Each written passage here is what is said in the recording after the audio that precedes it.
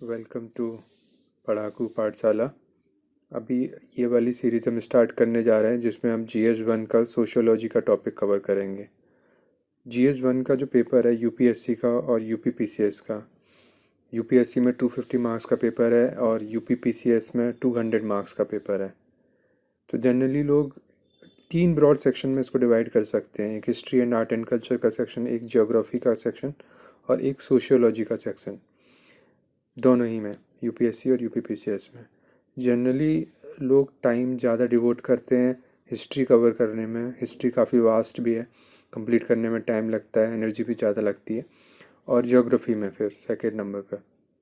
But sociology को generally लोग ignore कर देते हैं कि बहुत फैमिलियर सा है, आराम से लिख देंगे, और मार्क्स जो है वो स्कोर नहीं कर पाते, इसलिए एवरेज मार्क्स रहते हैं उनके। और ये एक ड्रैगिंग इफ़ेक्ट देता है उनके ओवरऑल GS1 के मार्क्स में। ऐसा पिछले जब एनालिसिस हमने किया है मार्क्स वाइज कई स्टूडेंट्स का, तो उसमें ये पाया है। तो बेटर रहेगा कि GS1 में मार्क्स स्कोर करने हैं तो आप सोशियोलॉजी को पर फोकस कीजिए, क्योंकि सोशियोलॉजी में रिटर्न ऑन इन्वेस्टमेंट ज़्यादा है। मीन्स जितना टाइम और एनर्जी आप डिवोट करेंगे उसके रिस्पेक्ट में ज़्यादा रिटर्न आएगा as compared to time that और energy that you are devoting to geography और हिस्ट्री। सो सबसे पहले जब भी स्टार्ट करना होता है किसी भी टॉपिक या किसी भी चीज़ को मेंस के पॉइंट ऑफ व्यू से, तो दो चीज़ें बहुत इंपॉर्टेंट है जो आपको गाइड करेंगी। दुनिया भर का ज्ञान सब सारे वीडियोस में पढ़ा हुआ है, बट दो चीज़ें आपको गाइड करेंगी हमेशा।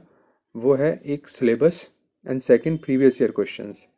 मेरा कहना हमेशा यही रहता है कि आप सिलेबस उठाइए, उसके बाद में प्रीवियस ईयर क्वेश्चंस के साथ में टैली कीजिए कि हाँ ये वाला क्वेश्चन सिलेबस के इस पार्ट से आया है, इस बार इस एंगल से ना पूछ के ये इस एंगल से पूछा गया है, इस पर्सपेक्टिव पर जा रहे हैं, ये एनालिसिस है। तो जो आपका एक खुद का एक रोबस्ट एनालिसिस होता है, एक तो उससे आपके माइंड में ब्रॉडर डायमेंशंस काफ़ी ज़्यादा खुल जाते हैं। आपको पता रहता है कि हाँ ये एरिया से क्वेश्चन पूछ सकते हैं, तो आप एंटिसिपेट भी कर सकते हो कि हाँ ये इस तरह से भी पूछा जा सकता है, अभी आजकल न्यूज़ में चल रहा है, ऐसा भी पूछा जा सकता है। तो आप एक पेपर में एक साथ जाके पेपर में all of a sudden surprise आपके लिए नहीं आता है। अब जैसे ये सिलेबस है, इसमें salient features of Indian society. अब इंडियन सोसाइटी में डाइवर्सिटी ऑफ इंडिया ऑब्वियसली एक सब टॉपिक ही है, तो ये इसका पहला टॉपिक है। सेकंड टॉपिक कंप्लीट करना है विमेन को लेके। विमेन को लेके आपको एक तो इन जनरल विमेन का रोल क्या है उसको जानना है, और फिर विमेंस के जो ऑर्गेनाइजेशंस बने हैं उनकी स्टडी आपको करनी है। ऑर्गेनाइजेशंस अभी क्या एक्टिव हैं, क्रोनोलॉजिकली पहले क्या रहे, कैसे ट्रेंड हुआ है, क्या फेजेस आए हैं, ये कवर करना है। फिर populations and associated issues, population से रिलेटेड जितने भी इश्यूज़ हैं जिसमें आपका सेंसस का डेटा भी काम आएगा, और जो भी रिसेंट डेटाज या फैक्ट्स हैं वो कलेक्ट करते रहिए इससे, जो इसमें यूज़ में आएंगे। फिर poverty and developmental issues. Poverty developmental issues obviously हमेशा कंसर्न रहेंगे किसी भी गवर्नमेंट के लिए, तो ये काफ़ी इंपॉर्टेंट हो जाते हैं। पॉवर्टी का डेटा भी इंपॉर्टेंट हो जाता है इसके केस में। फिर अर्बनाइजेशन काफ़ी इम्पॉर्टेंट टॉपिक है। डेवलपमेंट इश्यूज़ के साथ में रिलेट करके भी देख सकते हैं, पॉवर्टी के साथ में रिलेट करके भी देख सकते हैं।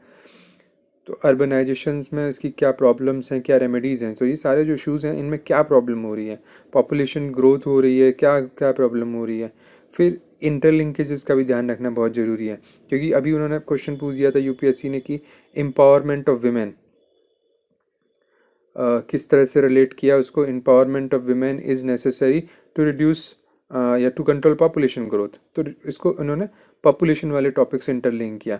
मे बी वो विमेन का एम्पावरमेंट को पॉवर्टी से रिलेट कर दें, विमेन के इश्यूज़ को अर्बनाइजेशन से रिलेट कर दें, तो इसके इंटरलिंकेजेस पे भी आप थोड़ा सा ब्रेनस्टॉर्मिंग करके रखिए। फिर टॉपिक आता है effects of globalisation on Indian society. Globalisation के क्वेश्चंस में इंडियन सोसाइटी में इन लोगों ने डिवाइड किया, क्योंकि इंडियन सोसाइटी को इन जनरल भी हम अंडरस्टैंड करते हैं, तो हम कई सारे सेक्शंस में अंडरस्टैंड कर सकते हैं कि हाँ ओल्ड लोग हैं, विमेन है,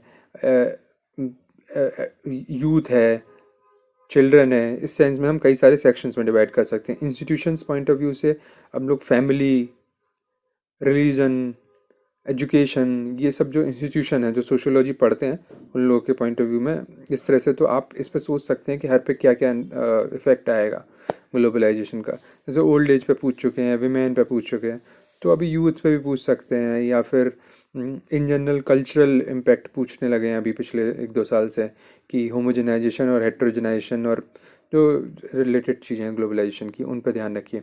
social empowerment, communalism, regionalism and secularism, ये चारों टॉपिक हैं। सोशल एम्पावरमेंट में बेसिकली उन्होंने क्वेश्चंस पूछे हैं कि शेड्यूल ट्राइब्स और शेड्यूल कास्ट, इन सबसे रिलेटेड स्कीम्स और प्रोग्राम्स, पॉलिसीज़ क्या चल रही है। हो सकता है माइनॉरिटी से रिलेटेड कुछ भी पूछे। तो जो भी GS2 के पार्ट में वल्नरेबल सेक्शंस हैं, उनका जो कुछ पढ़ने का रहता है वो भी यहाँ पे यूज़ में आता है। कम्युनलिज्म, रीजनलिज्म, सेकुलरिज्म, ये तीनों टॉपिक भी आपको कवर करने हैं और इनसे क्वेश्चंस पूछे जाते हैं इंटरचेंजेबली। कभी सेकुलरिज्म से पूछ लेंगे तो नेक्स्ट ईयर कम्युनलिज्म से पूछ लेंगे, तो नेक्स्ट ईयर रीजनलिज्म से पूछ लेंगे। रीजनलिज्म वाले टॉपिक को वो रिलेट कर देते हैं स्टेट्स क्रिएशन से भी, कि अभी स्टेट्स क्रिएशन की डिमांड जो बढ़ रही है, उसके पीछे राइज ऑफ रीजनलिज्म एक रीज़न है। तो इस तरह से आपको एक तो सिलेबस की को कॉम्प्रिहेंड करना, उसको अंडरस्टैंड करना, और उसमें क्या पूछा जा सकता है उसके लिए प्रीवियस ईयर क्वेश्चंस की हेल्प लेना। और उसके बाद अभी करंट में क्या चल रहा है, क्योंकि प्रीवियस ईयर क्वेश्चंस आपके लिए गाइड कर ही रहे हैं कि किस तरह का क्वेश्चन हो सकता है। तो करंट इश्यूज को through prism of this syllabus topics watch करते रहना कि क्या आ सकता है, क्या आ सकता है, ताकि एकदम से सरप्राइज थ्रो ना हो। ऑलरेडी आपने उस चीज़ पर ब्रेनस्टॉर्मिंग की हुई हो, तो आपके लिए बेटर रहेगा। ये सिलेबस को कॉम्प्रिहेंसिवली अभी मैंने बताया है किस तरह से आपकी अप्रोच रहनी चाहिए। फिर नेक्स्ट लेक्चर से हम स्टार्ट करेंगे फर्स्ट टॉपिक से, that is salient features of Indian society. Bye bye, take care.